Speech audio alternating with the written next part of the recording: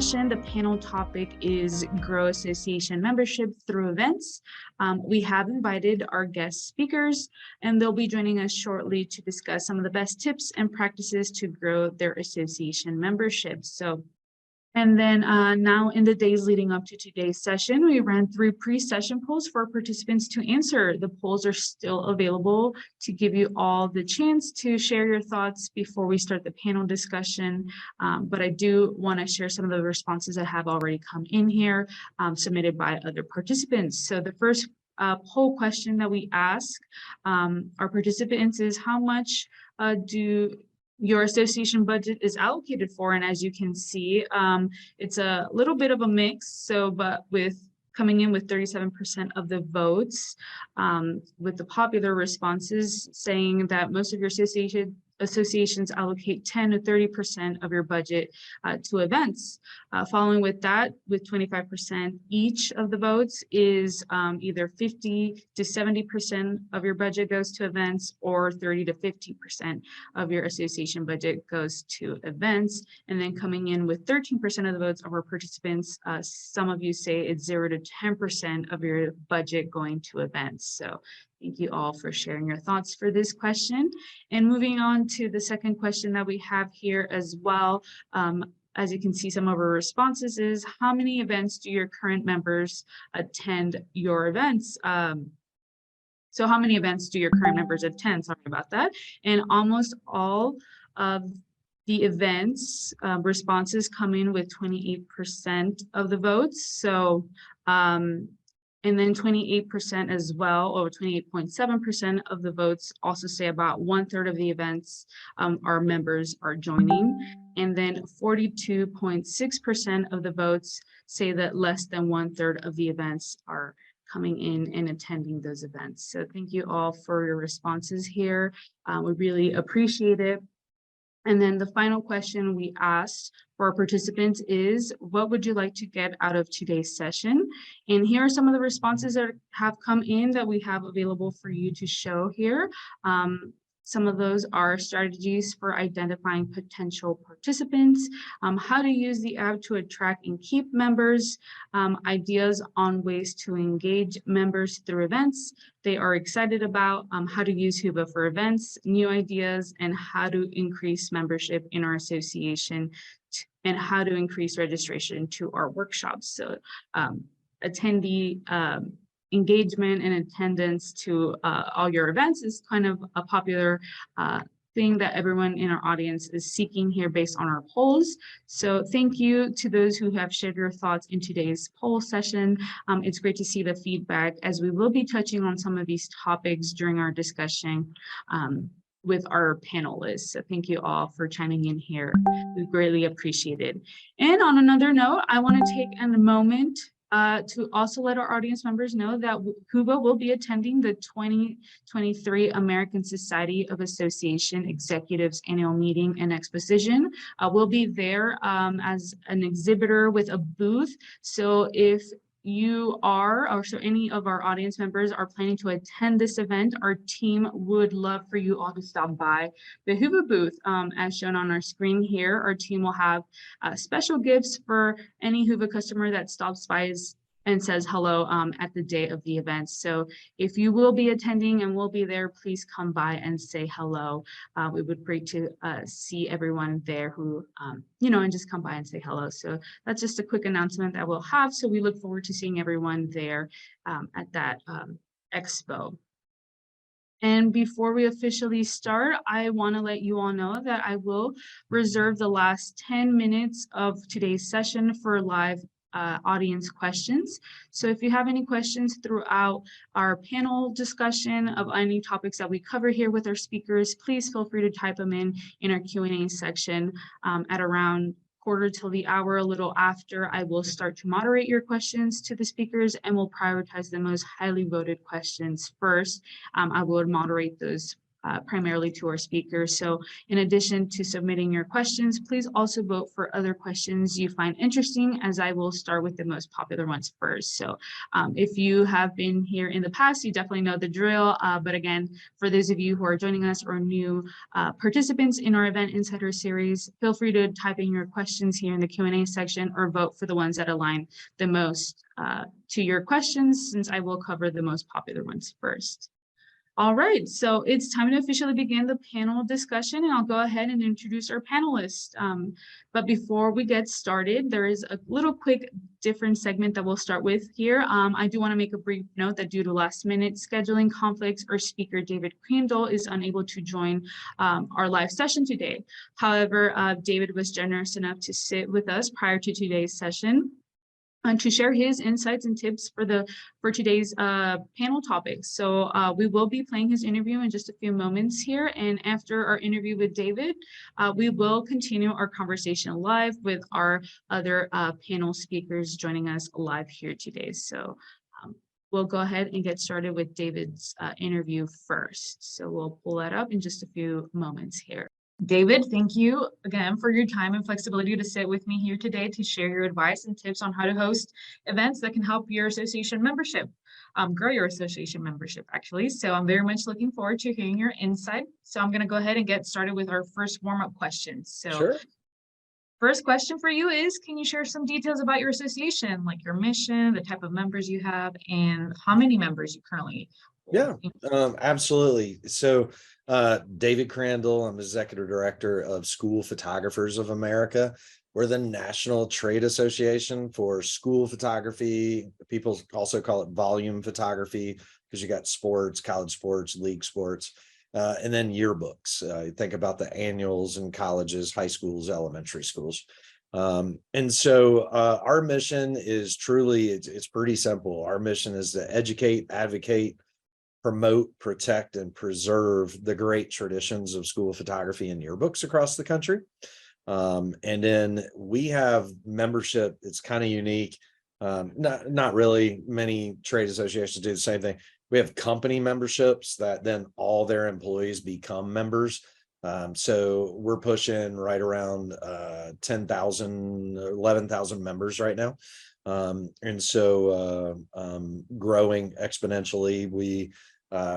There was a trade association for our industry for years, 40, 50 plus years. Unfortunately, it died off in 2014, 2015. COVID, like many things, created some new stuff, and our industry realized we desperately needed a trade association again, lobbying for the protections of our industry. And so it was created. I was elected the executive director, and so we're new, but only going on our third year and growing exponentially each and every day. And our industry is unique. It's really crazy. For years, it was a certain number of companies and one really big one, and today there's probably 50 to 75 brand new school picture companies every single year. And that number just continues to grow. Pictures are powerful, and they're very much used for safety initiatives within schools. So a lot of cool stuff with that. And so outside of that, that's kind of who we are. How do you effectively reach more prospective members? What channels are you using, particularly like marketing channels, and which ones have you seen have been the most effective? Yeah, so I come from people look and go, do you work for Clemson? I'm a diehard Clemson fan, but I was a marketing and finance major. And so there's not one approach in marketing. And so to answer that is not just a one answer, it's multiple approaches. So obviously you want to have a press release of your event, then you want to have a press release leading up to your event. Then you want to be constantly in social media. You want to constantly be engaging, sending shout outs to the business partners and your industry suppliers that are exhibiting at your conference, and making sure everybody knows that they're coming. And you really shouldn't charge for that. That should just be free, because that helps and bring more people in. And then you should encourage your own business partners and industry suppliers, exhibitors, to market the conference, market their resources, and share on social media. We actually even do a contest and have next year's booth is for free for the person that draws. That we have a question, and when you buy your ticket, how did you hear about the conference? And if it comes from so many from that company, we give them a free booth for next year. That's one way. We do a constant contact with members and prospective members. And constant communication is the key. You cannot communicate enough on your event, everything about you, your value proposition, not just of your organization and association, but about the event, the value of going to it. What are people going to learn? Video marketing, so all segments of social media. And then, really engaging in that community in which you're going. And using their own means of celebrating if you're going to Las Vegas or Nashville or whatever, and also promoting the events and the vacation spots and the opportunities that people can go to your conference. Maybe they can drop in a little vacation while they're at it. And then, just all of those aspects. So there's not really one, but it's an ongoing process, and it's just over communicate, and don't use just one channel, but try to use as many channels as you possibly can. But nothing is better than word of mouth, and having your own members, having testimonials, having your business partners push out to their own connections and content far surpasses anything you're ever going to pay for online and whatnot. So another way to market and kind of also attract new people to sign up for the event is through your agenda or event program. What can you say for your events in particular are the event components that attract more people to sign up? You always want to have, the keynotes, the value, hopefully you're doing a survey and you're trying to find out what types of trainings do people want. And then when you are able to build, like in our case, in our industry, we try to build ours in tracks. And so let's say that a company owner of a picture company that has, 200 employees. Well, they also have an HR department. So we have an HR track. We partner with a very large company called Bambi, and we have a national partnership with them. Bambi's sending in 2 national trainers to actually do training. And so now we can promote everything about Bambi, who those national trainers are, but what is that class going to teach you? And it really just, if someone's going and they're like, man, I go to all these sessions, it's always about leadership, but I can take HR and get legal help. We have finance, we have a marketing track, a sales track, a leadership track, obviously a photography track. We're in the yearbook world, so a yearbook track. And so people can come in and go, well, I want to go to yearbook, but then I need to go to a finance, and then I need to go to an HR. And Whova gives you that ability to look at everything from a track, or I just want to look at what best class do I need to go to during that hour. And so those types of things and that accommodation, I would say, on the app, I think without question attracts all demographics and helps you grow your event in itself. How would you say, hosting your association's event create more opportunities for your members at the events? So multiple ways. When you have an event like this, obviously there's collaboration, and then there's just networking, right? And so I do something that, again, it's new, but being launched right now. And we call them mastermind groups. And we're putting together, and it's a structured content, and then these groups are going to get together at the conference. But again, let's go to the HVAC world, or electrician. You might be nervous to share your business and your business plan with the electrician next door. But if you live in Wisconsin, do you really care if we put you in a group with an electrician from Florida and Arizona and Pennsylvania and Maryland? Because they're not your competition. And man, oh my gosh, one guy has 2 trucks, one guy has 3 trucks, one guy has 5 trucks. Man, there's a lot to learn. And there's a lot of people, what I have found, the people that want to be a part of those groups tend to be folks that have failed somewhere, and they don't want, they literally love teaching because they don't want you to make that mistake. They went down that road, don't go down that road. Now, you shouldn't always listen to that, because some people went down the road, but they did it their way and they didn't really read the roadmap, right? And there was a clear path. And so that's a whole nother discussion in itself. But these events can bring ideas that just can skyrocket your business. I'm not big on obviously recruiting. There's obviously job opportunities, and we have a career board, but we don't, no company wants to send their top employees to have them recruited and stuff like that. So that's not kind of a appreciated practice by any stretch at events like this. But there's no doubt people are always looking for jobs and opportunities, and that happens. Not a place that we look for that, but we also want to impact our community. Like, we actually have an event that each year, again, you're on year 2, but we actually call it Operation School Smiles. So each year that we go, this year we're going into South Carolina, next year's Las Vegas, Nevada, the following year's Nashville, Tennessee. We're going to adopt 1, 2, or 3 schools, and it's a pre-conference where people volunteer and sign up, and we're going to go help do a beautification of the school, maybe plant some new shrubs, repaint a teacher's lounge, add some really cool stuff, and just make an impact. And there's so many people that, yeah, you can go in and be a part of a golf tournament. Yeah, you can go in, you can offer those things, and those are great.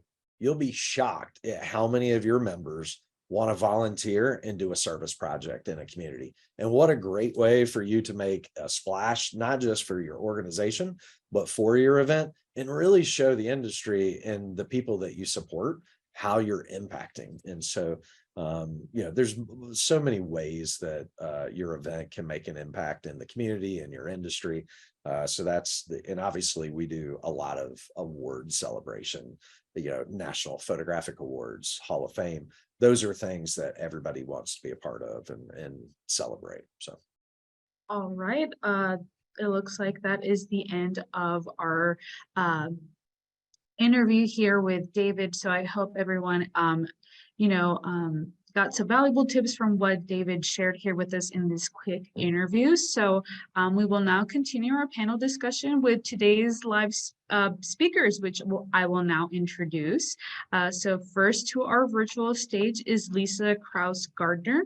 Lisa is the Managing Director of Nardone Consulting Group. So Lisa, welcome, and thank you so much for being our panelist for today. I'm handing the mic to you, so you can go ahead and introduce yourself here to our audience. So Lisa. Thank you, Jocelyn. Pleasure to be here. Yes, I'm Lisa Krause-Gardner. I work for Nardone Consulting Group. We're an association management company, AKA an AMC. We're out of Atlanta, Georgia. I've been with Nardone almost 9 years. I'm currently the lead on 4 of the associations that we manage out of our offices. Awesome. Thank you so much for that, Lisa. And I'm also pleased to welcome our second speaker here for today, who is Pamela Bertluson. I hope I am pronouncing that correct, Pamela. Pamela is the event planner for the Northwest Regional Primary Care Association. So Pamela, welcome so much. And thank you for tuning in and joining us here in our Event Insider session. Would you go ahead and introduce yourself as well? Sure. Thank you. Good morning. I'm here in Seattle, Washington. As you said, I'm the event planner for NWRPCA. That's the Northwest Regional Primary Care Association. I've been here for about 1.5 years, but I've been in the events industry for about 13 years, mostly in DC on the East Coast doing association work. And now this is my first job over here on the West Coast. Thank you for having me. Yeah, thank you so much for being here, Pamela. It's great to have you.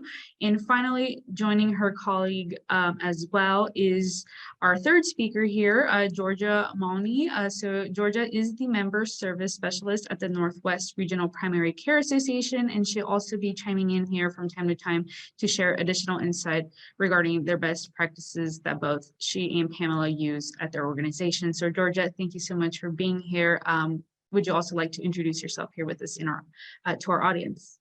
Sure. Hi, I'm Georgia Money. I'm the membership specialist here at NWRPCA. My primary function is to make sure that we as an association understand our membership and are providing the best possible trainings and events to help them. Awesome. Thank you so much for that, Georgia. And thank you everyone for sharing a little bit more about yourselves. I'm looking forward to hearing all of your thoughts and insights in today's topic. So I'm going to go ahead and get us started with some basic warm-up questions. The first question I have for you all is, can you share some details about your association? For example, your association's mission, the type of members you have, and how many members you currently have. So Lisa, I will start with you first. Sure. Well, I mentioned I manage 4 associations, but I'll focus on maybe 2 for the sake of today's discussion. I manage a group of counselors and also a group of bankers, and both have about 1,200 to 1,500 individual members, although the bankers are also structured as an organizational membership. So there's several individuals under that company umbrella. They all have different missions, obviously, but one mission that stays tried and true is to grow membership through engagement and provide unique and industry topical education to our members. Awesome. Thank you so much for that, Lisa. And then Pamela or Georgia, whoever would like to share, I'll turn to you both. For you all to share a little bit more details about your association.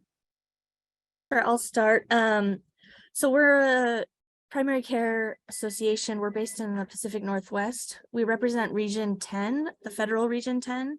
That's Washington, Idaho, Oregon, and Alaska. Our members are community health centers. So we don't actually have individual membership. A few people who are retirees can choose to join, but it's minimal. So most of ours are health centers. The health center movement is basically offering healthcare to people who are in need who can't otherwise access healthcare. So health centers, because they're federally funded, cannot turn away patients. So they're required to treat you no matter your immigration status, your housing status, anything else that's going on. They will be treating you. I'll let Georgia talk more about our specific membership. Yeah, of course. Thank you, Pamela. So as Pamela was saying, we do have a slight diversity in the types of members we have. Primarily, we serve federally qualified health centers. They prefer to be known as community health centers, and FQHC lookalikes, which are basically centers that operate in an identical way to a federally qualified health center, but are just not quite meeting the federal requirements yet. And so I believe in Region 10, we have a total of 102 health centers, and we serve as our members about 88% of them. So I think that comes down to about, 86 or 89 of our members are community health centers. And we do have some additional individuals as well as other organizations that are very much part of the community health center movement. So I think in total, we serve about 94 organizations, and then a couple individuals who opt to be members on top of that. Great. Thank you so much for you both for sharing a little bit more about your association here. And then I'm going to move on to the next question, which is about the association's events that you currently ran. So Pamela, I'll start with you first, or Georgia, whoever would like to chime in as well. If you want to kind of share some details of the association events that you host. Sure, of course. Yeah, we do 3 main events a year.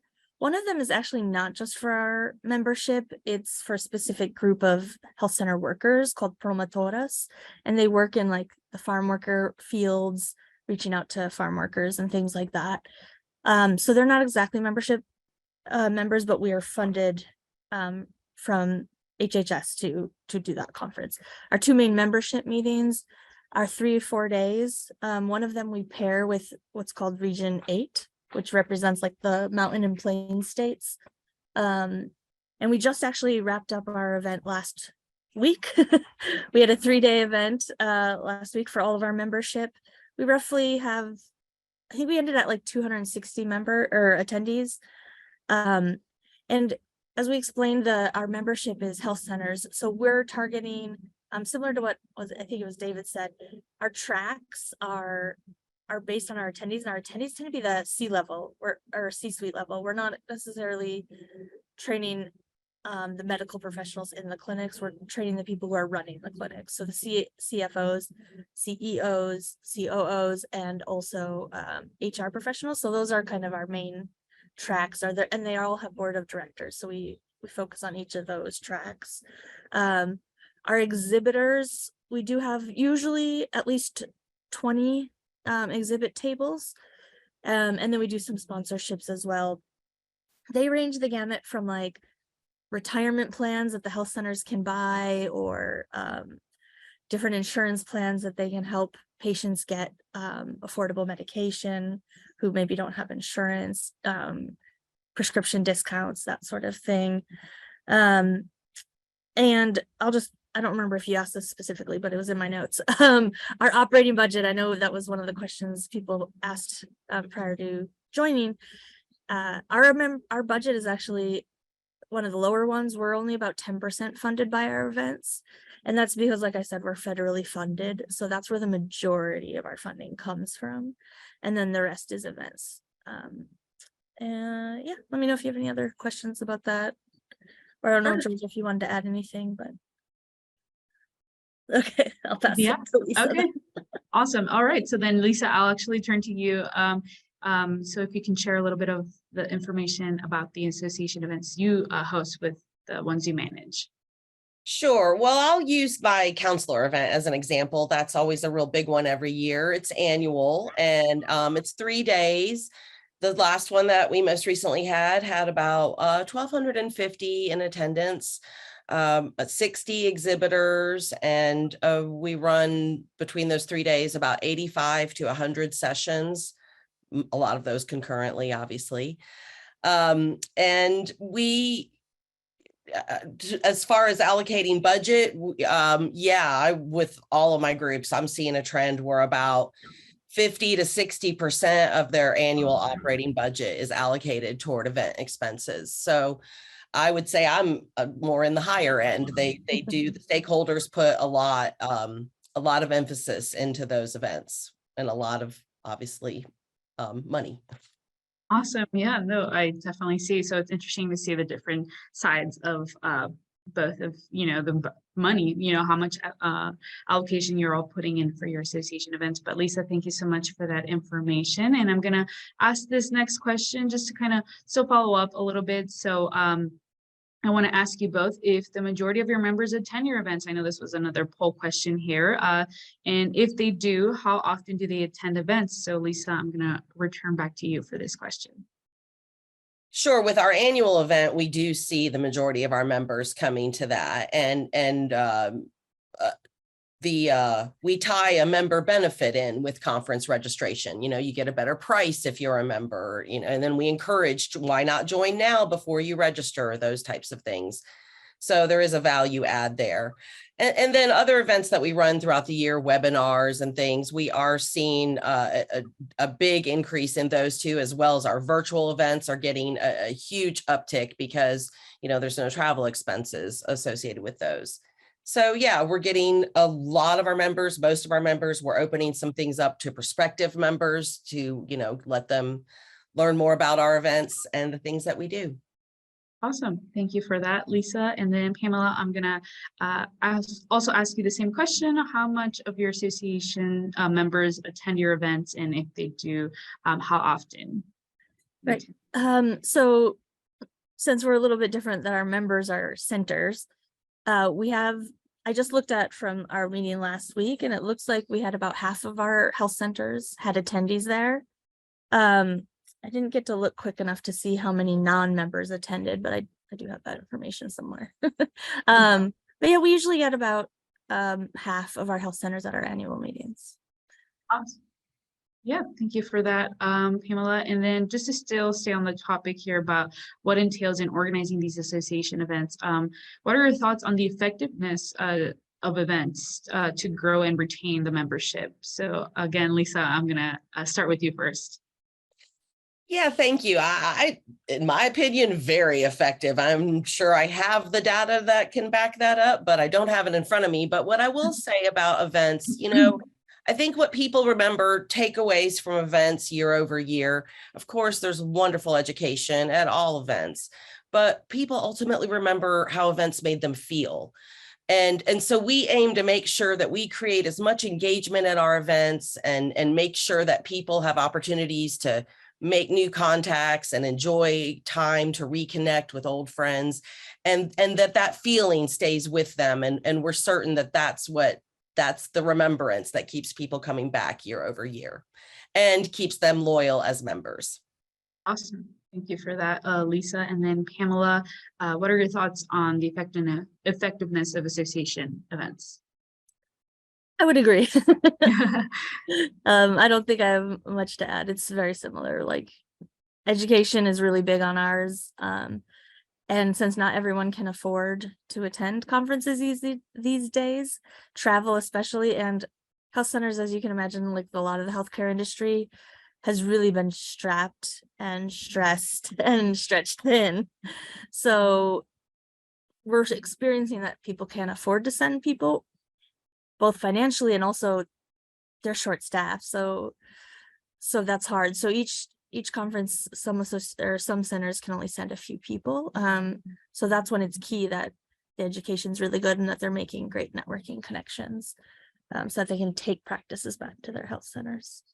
Awesome. Thank you for that, Pamela. I appreciate your response here. So while we did cover some basics about association events, I do want to turn to other components that are necessary to make the events happen, particularly in marketing an event and to increase registration and signups.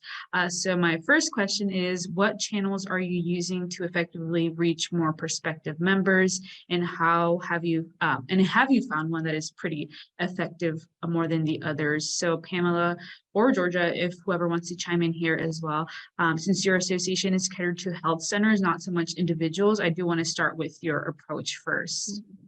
Yeah, thank you. Yeah, so it is different. Of course, we still are on social media doing that and tagging our health centers and relevant folks. I'm sure some people have done some of these same things, but we send stuff to speakers and ask them to post and tag us or things like that. And then we tag our partner associations. So we represent a region, but each state within our region also has a similar organization to us. So we work with them and try and get them to help bring people in. And then our sponsors, I think David mentioned something earlier that was similar to what we do. We've tried where you ask an exhibitor to invite people. So they can invite a client, let's say a health center's medical director, and then they can give that person a discount. And then because we have the code that they use, we can see how many people they've invited. And so that's a nice way to, one, for the exhibitor to feel like special, and then the attendee to feel like, oh, I got invited and I got a discount that's just for me, essentially. And then you just give each exhibitor like one or two. So we don't run it as a competition per se, but we do something like that. And we used to publish our agenda online as a PDF, but now we switched over to using Whova's like marketing formatted agenda. And it is really much better because we can update it much faster and multiple people can update it, whereas the PDF is only one staffer really could do that. And so it was more cumbersome and slow. So now we can do that. And from the beginning, we can tag sessions for the tracks. And also they can see which CEUs are eligible, which was too much information to fit in a PDF. So now we can put so much more information in prior to the event, where they can see what they're actually going to be attending, because otherwise they didn't see that until we gave them access to Whova. But now they see it from the beginning, and we just did that for our last conference, and I think that worked really well. So we're planning to do that going forward. Awesome. Thank you so much for letting us know and sharing your approach here, Pamela. I appreciate it. And then Lisa, I'm going to turn to you if you want to share your thoughts as well regarding how you effectively reach out to new prospective members. Yeah, I would say social media is certainly a big one. Developing, a strong database and keeping that up to date and having a strong email marketing approach as well. And then, like I say, we invite some prospective members to attend some of our webinars and things throughout the year. We also do a webinar probably quarterly, an AMA, membership AMA, Ask Me Anything, where it's just an open forum and members and prospective members can come on and ask about membership and, maybe get some more insight and make sure they're making the most of their membership. If they're newer members, opportunities like that, real open forum kind of platform there. But it is a lot of word of mouth and referrals in both the industries. With all of my groups, but particularly with the bankers and the counselors. So we're doing a lot of encouragement, much as you say, Pamela, of encouraging someone to invite, somebody new, tell a friend, tell a colleague, creating shareable graphics, those types of things as well. Yeah, I'll just add, on the word of mouth aspect, that is also big for us. Often when it gets closer, we're looking at our registration and how it's doing. We'll make a list, and Georgia's been tasked with this most recently, of all our members and all the ones who are registered, and then all the ones who haven't registered. We divide up among our C-suite to call directly to the CEOs to see, like, are you coming? Why aren't you coming? And it's also good information for us to know. And that's where we've been finding out, like, oh, we're not coming this year because we just lost 2 of our high-level staff members. We just can't afford the time, or, things like that. So it gives that personal touch to come from someone higher up. We also ask our staff who are more outward facing to reach out to their contacts and help us, literally just cold calling people who are already members. Awesome. Thank you so much. Yeah. Can I add one thing? I would say consistency is key with all of it. The marketing plan for your event cycle and your membership cycle is year round, and it is through multiple channels, and it is never ending. So no sooner do you wrap up one event, you're off to the races marketing the next event, right? So it's keeping that consistent messaging and marketing also that I think is very important. Awesome. Yeah, thank you so much for those tips, both Pamela and Lisa. I appreciate it. I am going to kind of move a little bit here, since we covered and Pamela brought up the topic of word of mouth or referrals. I know Pamela kind of touched up a little bit, but I want to jump and ask you just a little bit more in depth of how do you encourage more word of mouth or referrals by your current members to attract more people to go into your association events. So Lisa, I'm going to start with you first, just so you can share your perspective. Yeah, I was really liking what Pamela was saying, because we do a lot of that too with every one of our events or webinars. We create a shareable graphic. We send it out to people who are currently registered. We send it to our sponsors. We encourage them to share it. We tout the message, send this to your folks in your database and invite them to come. And even if they can't make it, it's a nice gesture to let them know you're thinking about them. So if you have companies that you partner with and they have sales folks, they're always looking for a reason to contact them. So give them a reason, give them a free invitation, a special code. Love all those personal touches. Awesome. Thank you for that, Lisa. And then Pamela, do you have any additional tips to encourage more word of mouth or referrals? I think, kind of in addition to what Lisa was saying, make it easy for them. So when I give the graphic to speakers, I write out a couple samples of what they could post and who they should or can tag. And that helps. I mean, in a ratio of speakers to who are posting, it's of course small, but it helps, right? Like anything will help. I don't know if Georgia, do you want to add anything else about, since you've been doing that this last cycle? Sure. Yeah. So as we've mentioned, I think the amount of organizations we serve is inherently limited by the amount in our region. But luckily, we do have pretty high engagement with the ones that are members, because oftentimes they serve on our board of directors. It is entirely made up of our membership. And so oftentimes we'll encourage our board members to reach out to new CEOs or any big C-suite level changes within their state. So we'll maybe ask an Oregon board member to get in touch with a new CEO from, say, in a Portland community health center.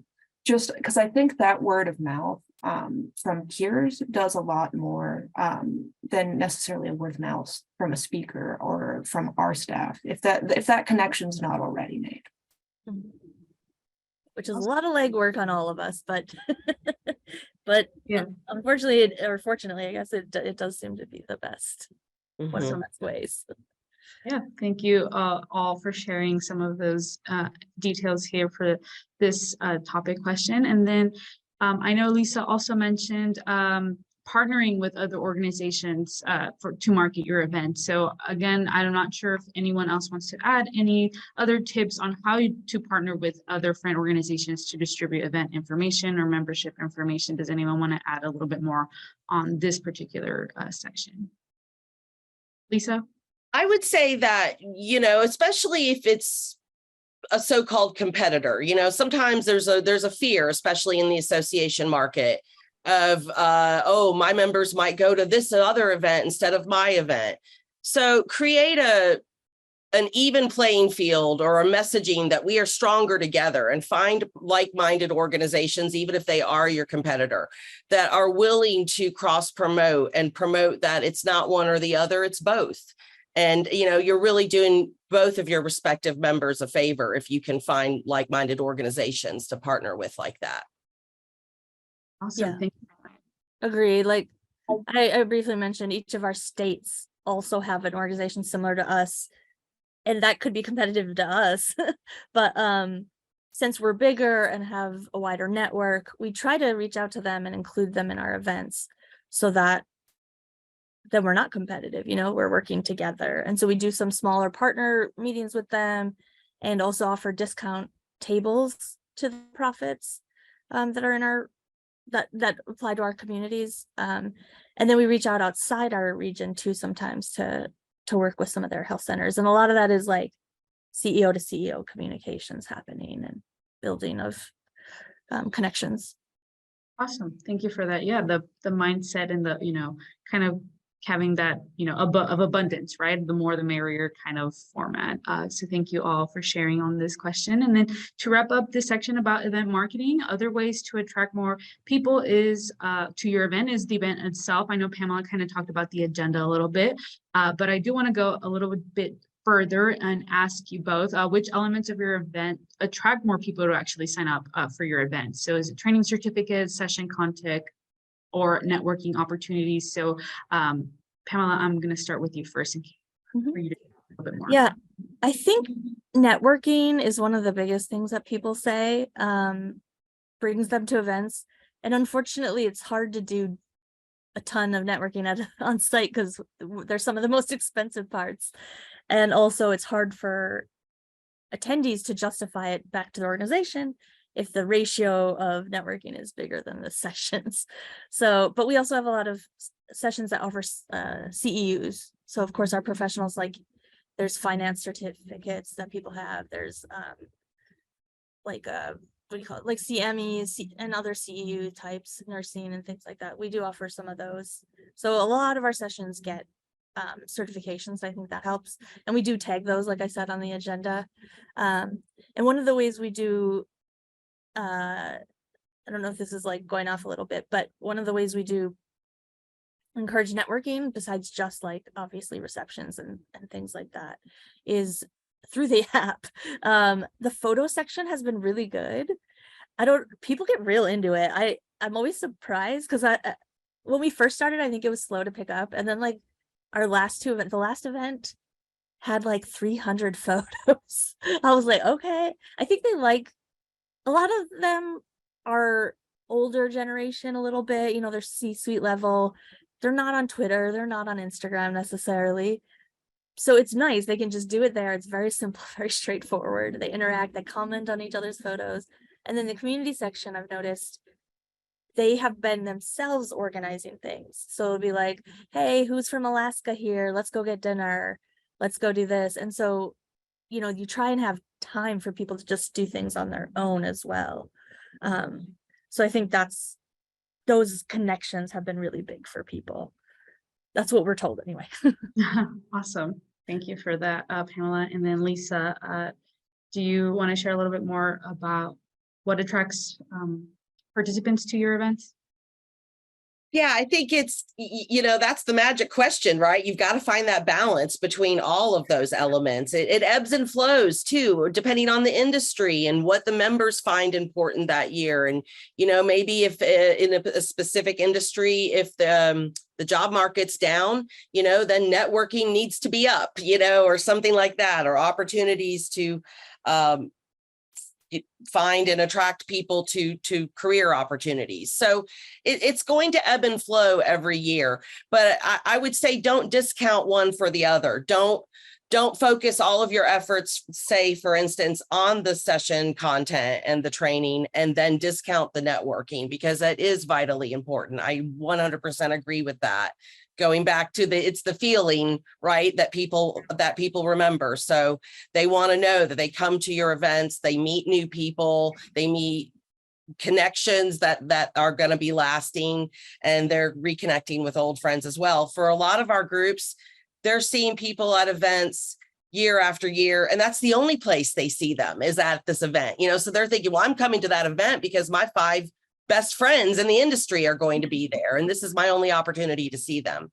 So that's a really important aspect of the event to be mindful of. And I've got more to say about Whova and the photos and all that. I know we're going to get to that later on. I jumped the gun. 100% that there's a lot of powerful tools there.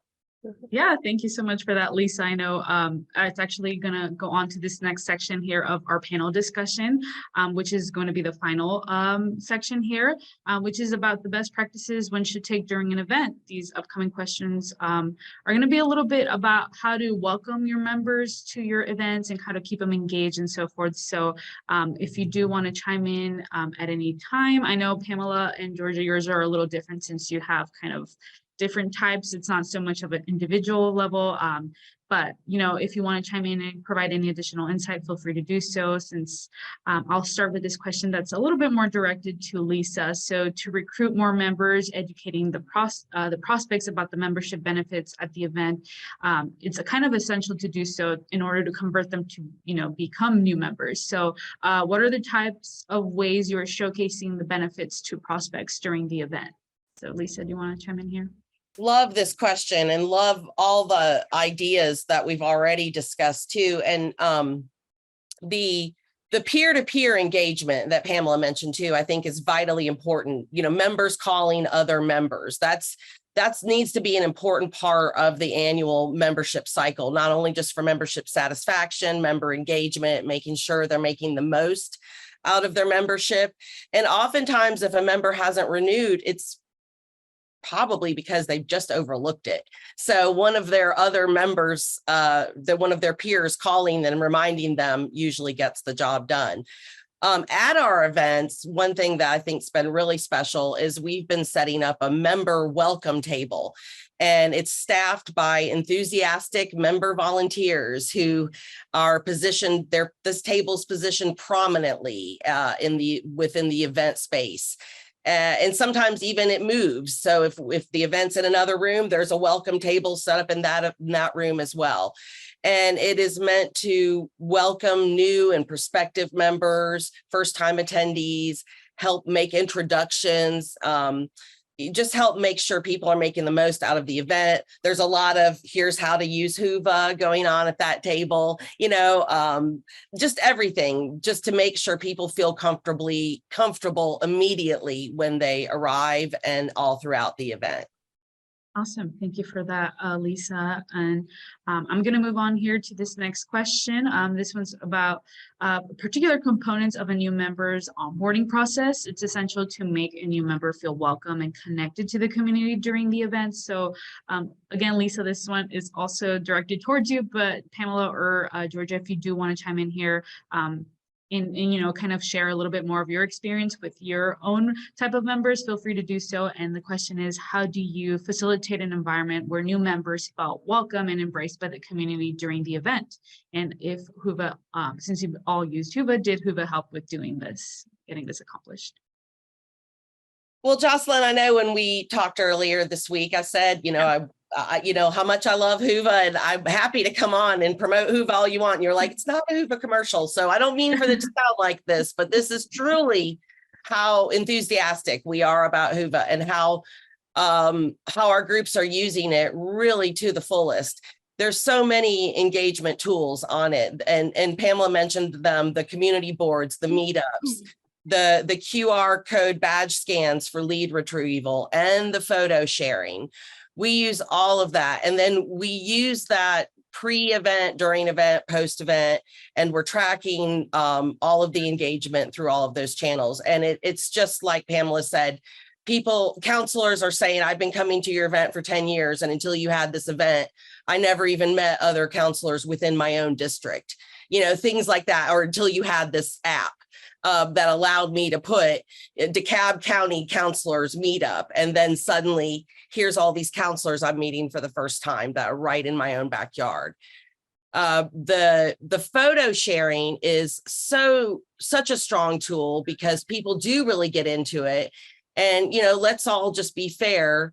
All of our phones have pretty darn good cameras now. I'm finding that the more candid selfie style photos are really a lot more effective in my future event marketing. So I've actually stopped hiring professional photographers to come to our event. I'm using the photos, upwards of anywhere from 200 to 500 photos per event that come from attendees uploads. And, those inform my next year's marketing because it's smiley, happy attendees. And people love seeing those pictures in future emails and in future social media. And the community boards, I'm paying attention to the discussions that they're having and seeing what topics are really rising to the top and getting a lot of engagement. And that can even turn into creation of future sessions, either for future conference sessions or webinar sessions. You could really see what kind of topics are really important to them right now in their industry through those community boards. Yeah, a lot of our speakers add articles. We also have, I think Lisa was kind of touching on this, one of our staff members stays behind and just is monitoring Whova and the discussions and the questions. And so we're responding to things in real time. And then they're letting us know if anything needs to be addressed on site. Because of course, every once in a while you see that it's cold in D&E on Whova, and then they let me know. I think Georgia had a few other things in regards to the membership portion and welcoming them. Sure, certainly. And certainly whenever we do have a new organization join us, it's really, I think, crucially important to emphasize the connection element of an association, because as I'm sure everyone knows, associations are inherently relationship based. So it's very important for us to be able to introduce our new members to key players in the region that are going to be able to help them. And I think that the community health center world, just kind of as a whole, is extremely collaborative. There's not a ton of competition, and everyone very much wants to help each other serve their communities better. And I think that's part of our benefit as a regional association, right? Because if, like, say, using an Oregon example, a clinic in rural Oregon is not necessarily going to be very similar to a clinic in Portland. So then maybe rural Alaska or rural Idaho would have some similar needs or tools that we can connect them with. And I'd also say that it's not necessarily new members, but when we do get turnover on the C-suite level, especially CEOs, it's the same thing. We really need to emphasize the relationships, because a lot of people who do come into those positions are maybe new to the region, or have not necessarily met a ton of people at the C-suite level within our arena. So it's just kind of a constant process of re-emphasizing our value via relationships. The other thing we also really encourage is the new Whova tools, fairly new, I guess. I hope to see it increase.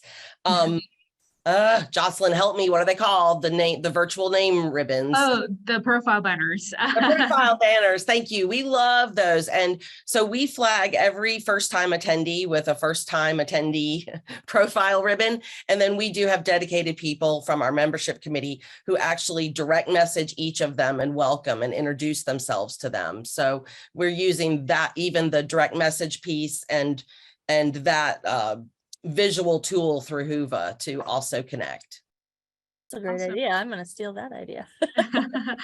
Yeah, thank you. Thank you so much for sharing that, Lisa. And it's great to hear everyone's responses for this question. And I'm going to shift gears really quickly here. And I want to turn to leveraging data to further improve our event practices and strategies. So for this question, I'm kind of going to ask Pamela or Georgia to chime in here. To recruit new members, what event data do you track to help you understand what is working well and what needs to be adjusted? So I also want to ask if you have utilized Whova for this purpose.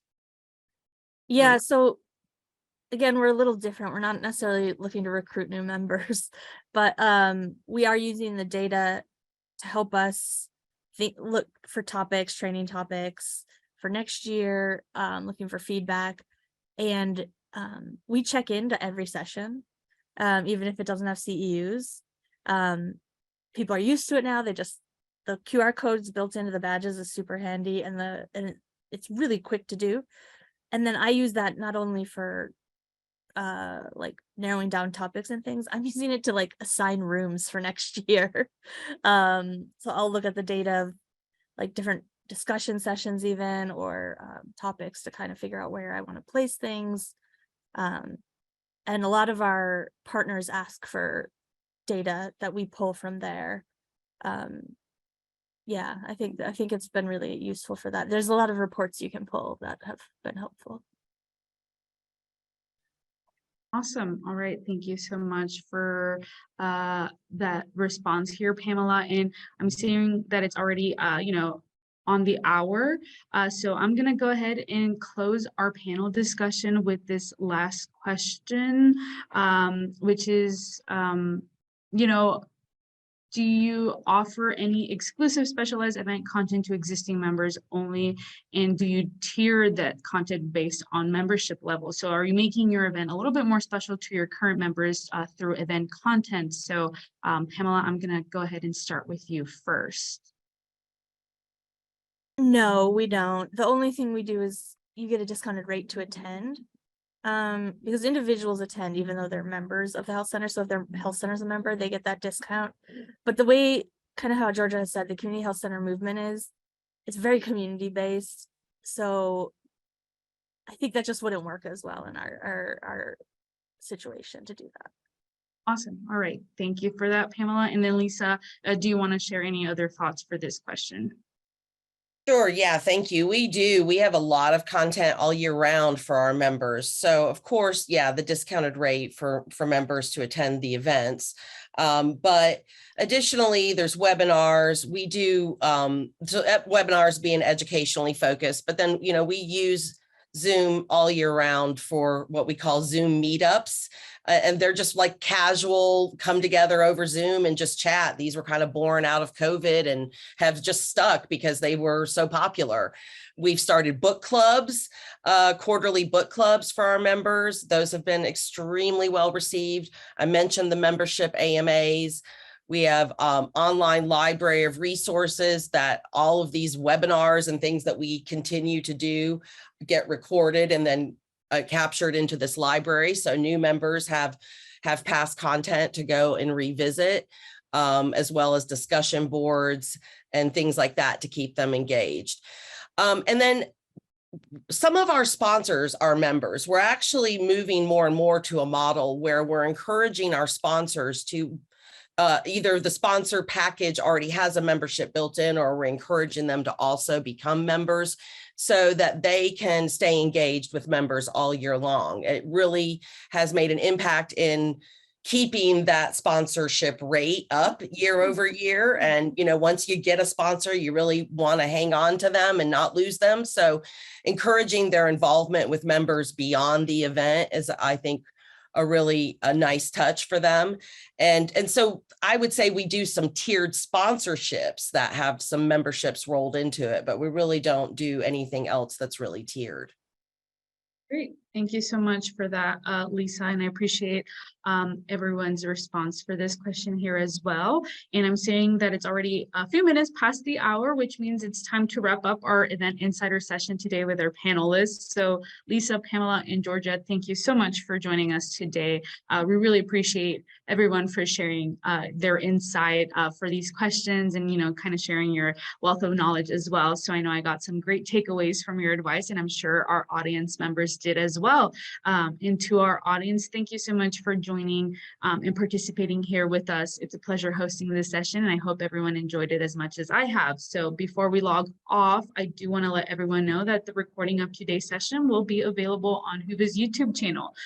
We will also send out an announcement when that is available for viewing. So in the meantime, you can check out our past sessions and other Whova content on our YouTube channel if you're interested. And other than that, thank you all once again for joining us. It was wonderful to have you all here, and I hope you have a great rest of your day. Goodbye, everyone.